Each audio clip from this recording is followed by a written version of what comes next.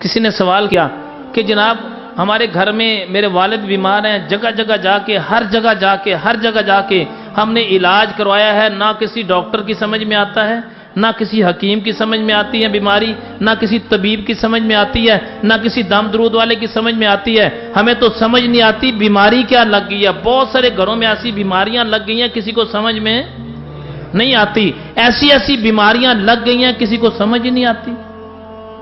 تو میں نے پھر جواب میں ایک بات کہی، میں نے کہا بھائی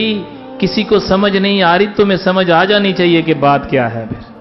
اللہ کی ناراضگی ایسی ہے تمہارے سے، کوئی مالک تمہارے سے ناراض ایسا ہے کہ کسی کو سمجھ نہیں آنے دے رہا، پھر بھی تجھے سمجھ نہیں آ رہی تو کب سمجھ آئے گی پھر تجھے؟ کسی طبیب کو سمجھ نہیں آ رہی، کسی لیبارٹری میں بیماری نہیں آ رہی،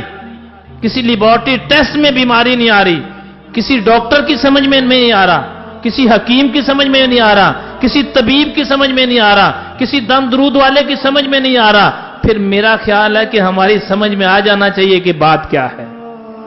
ضرور ایسی اللہ کی نافرمانی کر لی ہے کہ جس کی وجہ سے اللہ نے تجھے پکڑا ہوا، بس تیری سمجھ میں آ جائے تو سب کی سمجھ میں آ جائے گی۔